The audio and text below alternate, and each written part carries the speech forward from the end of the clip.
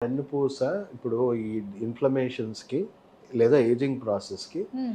పచ్చి కొమ్మ నుంచి ఎండు కొమ్మలాగా హ్మ్. మారిపోతా ఉంటది. ఓకే. సో, కొంతవరకు మనం పచ్చి కొమ్మని చూడొచ్చు. ఫ్లెక్సిబుల్‌గా ఉంటుంది. హ్మ్. మనం కొంచెం ఉంచినా చేసినా. అవును. సో, అదే ఎండు కొమ్మ అయితే? సో, అదే అన్నమాట. సో, మీకు హ్మ్. ఆ సౌండ్స్ వస్తే ఏదో రిలీజ్ అయిపోయిందని కాదు. హ్మ్. మోస్ట్‌లీ ఏమవుతుందంటే ఈ ఇన్ఫ్లమేషన్ వల్ల ఆ గ్యాస్ట్రిక్ బబుల్స్ అన్నీ గూడా మీకు ఆ డీహైడ్రేషన్ అయిపోయి దాని లోపల డిస్క్ లోపల జమ అవుతా ఉంటాయి. హ్మ్. సో, మీరు ఇట్లా అనంగానే అవి చిరిగిపోవడము, హ్మ్. చిరిగిపోవడం వల్ల కూడా సౌండ్స్ వస్తుంటాయి. హ్మ్. లేదా ఆ గ్యాస్ ఎస్కేప్ అవ్వడం వల్ల, ఆ హ్మ్. వెన్నుపూసల ట్రాప్ అయిన గ్యాస్ అంతా ఎస్కేప్ అవ్వడం వల్ల. ఓకే. చాలామంది ఇప్పుడు కైరోప్రాక్టిక్ అని ఎక్సర్‌సైజెస్ ఏవో చేయిస్తుంటారు. అవును డాక్టర్ గారు. సో, అది సౌండ్ రాగానే ఏదో తగ్గిపోయింది అన్నట్టు హ్మ్. మనకి బాగా వీడియోస్‌లో దాన్ని వైరల్ చేస్తా ఉంటారు. అవును.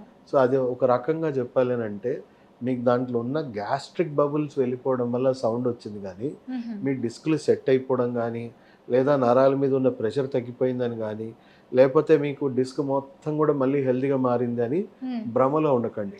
అయితే అబద్ధమే అంటారా? అబద్ధమే అది. మేమందరం ఆ వీడియోస్ చూసి నిజమే ఏమో అనుకుంటున్నాం గదండీ! చాలా సాటిస్ఫాక్టరీగా ఉంటది. ఎందుకంటే మీకు ఆ సౌండ్ రాగానే ఏదో వెళ్ళిపోయిందేమో, నార్మల్ రిలీజ్ అయిపోయిందని అయిపోయింది. అనుకుంటారు చాలా నథింగ్ మంది. టెంపరరీగా మీకు కొంచెం ఆ ఫ్లెక్సిబిలిటీ వస్తుంది.